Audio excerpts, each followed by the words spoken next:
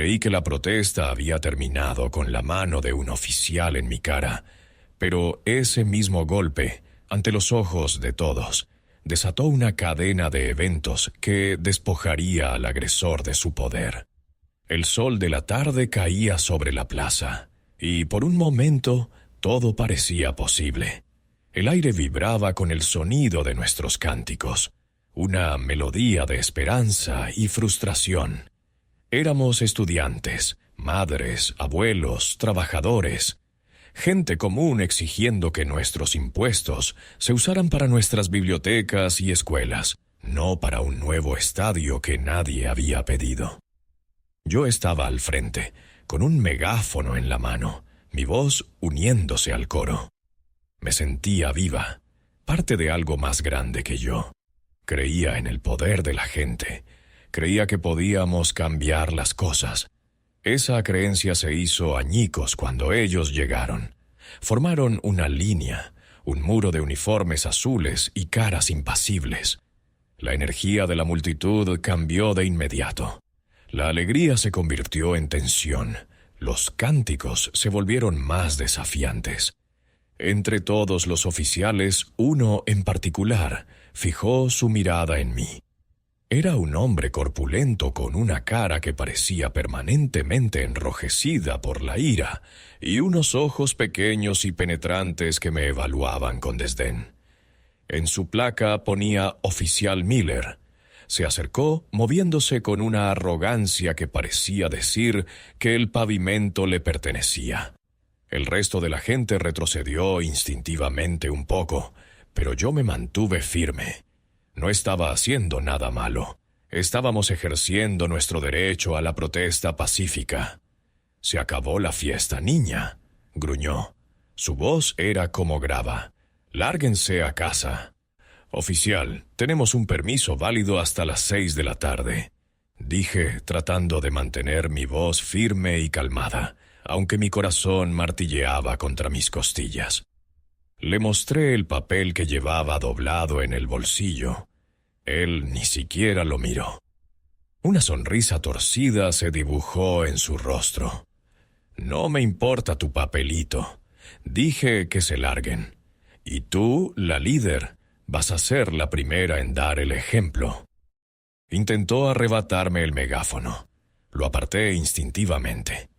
«No me toque», dije, mi voz más aguda de lo que pretendía. Su sonrisa se desvaneció, reemplazada por una máscara de furia. «Vaya, vaya, una valiente. ¿Crees que estas cámaras te van a proteger?», dijo, señalando con la cabeza los teléfonos que ahora nos grababan desde todas las direcciones. «Conozco mis derechos, oficial, y usted está abusando de su autoridad». Fue la frase equivocada, o quizás para él no había frase correcta que pudiera salir de mi boca. Sus ojos se entrecerraron. «Tus derechos terminan donde empieza mi paciencia, niña», susurró. Y antes de que pudiera procesar sus palabras, su mano se movió a la velocidad del rayo. El sonido fue como un latigazo en el aire quieto. Mi cabeza giró por el impacto, y un dolor agudo y punzante explotó en mi mejilla. El mundo se inclinó por un segundo. La multitud jadeó como una sola entidad. El silencio que siguió fue más ruidoso que cualquier cántico. Me quedé allí, paralizada, con el escozor de la bofetada floreciendo en mi piel y las lágrimas de pura humillación y rabia picando en mis ojos. El oficial Miller me miraba desde arriba, con el pecho hinchado, una expresión de triunfo salvaje en su rostro. Había demostrado su poder. Me había puesto en mi lugar. Para él, la situación estaba terminada. Él había ganado. Pero entonces, algo cambió. Un murmullo recorrió la multitud, no de ira, sino de confusión. La gente empezó a hacerse a un lado, abriendo un pasillo no hacia la policía, sino hacia la calle. El oficial Miller frunció el ceño, molesto por la interrupción de su momento de gloria. Un sedán negro, de esos que no ves a menos que alguien muy importante esté dentro, se deslizó hasta el bordillo sin hacer ruido, deteniéndose justo detrás de mí. Sus ventanas estaban tan tintadas que parecían trozos de noche. El aire se cargó de una nueva clase de tensión, una que no tenía nada que ver con nuestra protesta. Los otros policías se pusieron rígidos, mirando el coche con una mezcla de respeto y nerviosismo. La puerta trasera se abrió, y la expresión de suficiencia del oficial Miller se derritió como cera caliente. Del coche salió un hombre de cabello canoso y traje impecable. No necesitaba presentación. Cada persona en esa plaza, cada oficial de policía, sabía exactamente quién era. Era el gobernador Thompson. Se movió con una calma que parecía absorber todo el caos a su alrededor. Los otros policías se cuadraron, sus espaldas de repente más rectas, sus miradas fijas al frente. Pero el gobernador no los miró a ellos. Sus ojos, de un azul acerado que había visto 1000 veces en la televisión, se posaron directamente en mí. Vieron mi mejilla, que ahora ardía con un color rojo intenso, y la huella pálida de los dedos de Miller marcada en mi piel. El oficial Miller parecía haber encogido. El rojo de la ira en su rostro fue reemplazado por una palidez mortal. Tragó saliva, y el sonido fue audible en el silencio tenso. Intentó adoptar una postura profesional, pero sus manos temblaban ligeramente a sus costados. El gobernador se detuvo a un par de pasos de mí, ignorando por completo al oficial que se había convertido en una estatua de terror a mi lado. Su mirada era seria, pero no había lástima en ella, sino una especie de furia contenida y helada. «Señorita», dijo. Su voz era grave y resonaba con una autoridad que Miller solo podía soñar con imitar. «¿Se encuentra usted bien? No pude hablar al principio. El shock, la adrenalina y ahora esta surrealista intervención me habían robado las palabras. Simplemente asentí, aunque las lágrimas que había estado conteniendo finalmente comenzaron a rodar por mi cara, picando en la piel abofeteada. «Su oficial», logré decir, mi voz un susurro ronco. Me golpeó. El gobernador ni siquiera parpadeó. Era como si mis palabras solo hubieran confirmado lo que sus ojos ya le habían dicho. Su cabeza giró lentamente, un movimiento depredador, hasta que su mirada se clavó en el oficial Miller. Por primera vez se dirigió a él. «Oficial Miller», dijo, leyendo la placa con un desprecio apenas velado. «¿Tiene algo que decir en su defensa?» «Señor gobernador, ella...» Miller tartamudeaba, su arrogancia desvanecida, dejando solo a un hombre asustado y patético. Estaba incitando a la multitud, se resistió a mis órdenes. Era una amenaza para la seguridad pública. Las mentiras sonaban débiles y desesperadas en el aire. El gobernador levantó una ceja, un gesto mínimo que contenía un universo de incredulidad.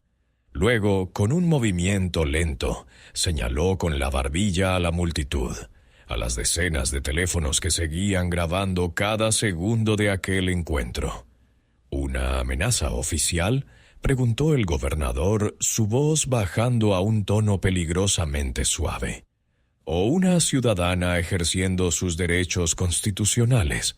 Porque lo que yo veo y lo que todo el país verá en las noticias de esta noche es a un cobarde con una placa agrediendo a una joven desarmada.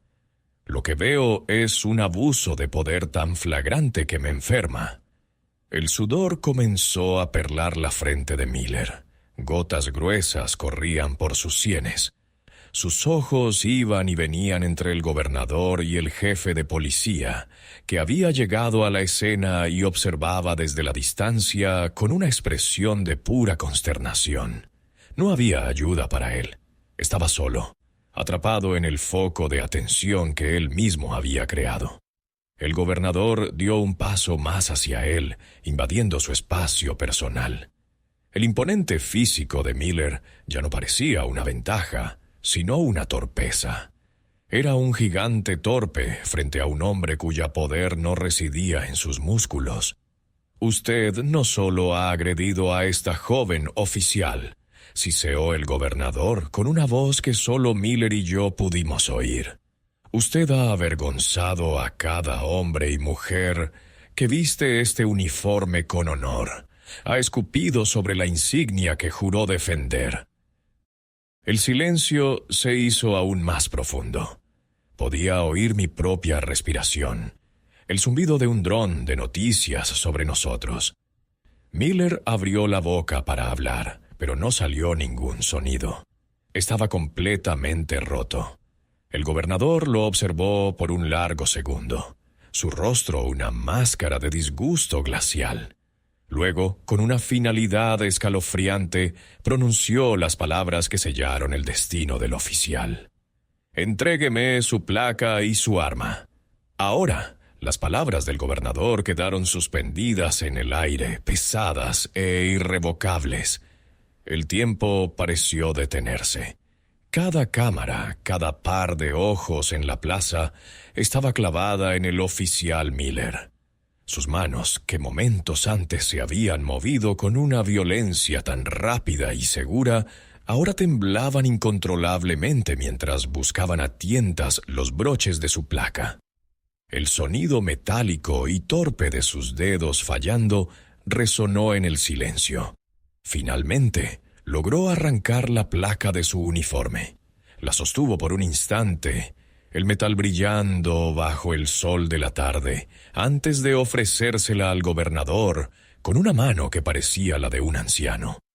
El gobernador no la tomó, simplemente miró la mano temblorosa hasta que Miller la dejó caer en el pavimento con un tintineo patético. Luego vino el arma. Desabrochar la funda fue una odisea de movimientos espasmódicos. Cuando finalmente sacó la pistola, la manejó con una torpeza tan alarmante que varios oficiales a su alrededor dieron un paso instintivo hacia atrás. La entregó con la culata por delante a otro oficial que el gobernador señaló con la cabeza.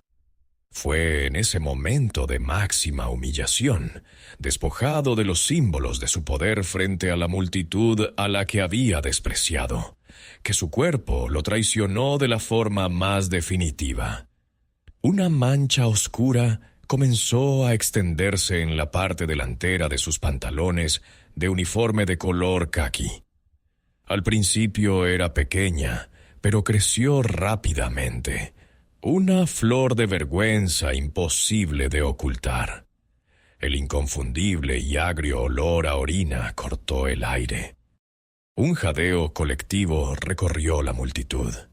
No fue una burla, al menos no al principio. Fue un sonido de incredulidad, de puro asombro ante un colapso tan completo y absoluto.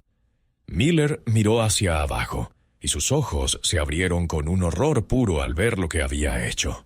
Su rostro, que había pasado del rojo al blanco, ahora adquirió un tono verdoso.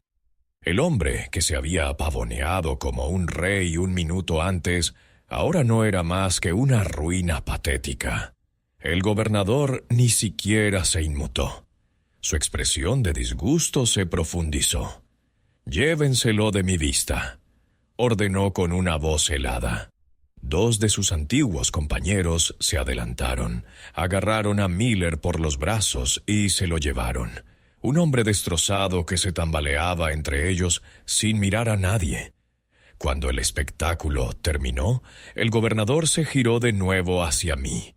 Todo rastro de frialdad desapareció de sus ojos, reemplazado por algo que se parecía a una disculpa sincera. «En nombre del Estado y de cada oficial decente que sirve a esta comunidad, le pido disculpas, señorita. Nadie debería ser tratado de esa manera, y mucho menos por alguien que juró protegerla». Luego hizo algo que me sorprendió. Me miró directamente a los ojos y me preguntó: ¿Cuál es su nombre? Amaya, dije, mi voz apenas un susurro. Amaya, repitió como si probara el nombre. Dígame, Amaya, ¿por qué protestaban hoy? Recuperé un poco de mi fuerza. Le hablé del estadio, de los recortes a las bibliotecas públicas, de las escuelas que necesitaban reparaciones urgentes, de los maestros a los que no se les pagaba lo suficiente. Le hablé de nuestra comunidad y de cómo nos sentíamos ignorados y traicionados. Él escuchó. Realmente escuchó. No interrumpió, no discutió. Cuando terminé, se quedó en silencio por un momento, mirando a la multitud que ahora me observaba con una nueva clase de respeto. Parece que tenemos que hablar de nuestras prioridades, dijo finalmente no solo a mí, sino a todos los que escuchaban. Mañana a las 9 de la mañana quiero que usted, Amaya, y 2 representantes más de su grupo estén en mi oficina. Hablaremos de esas bibliotecas y de esas escuelas. No más estadios hasta que hayamos cuidado de nuestra gente. Se dio la vuelta y se dirigió a su coche.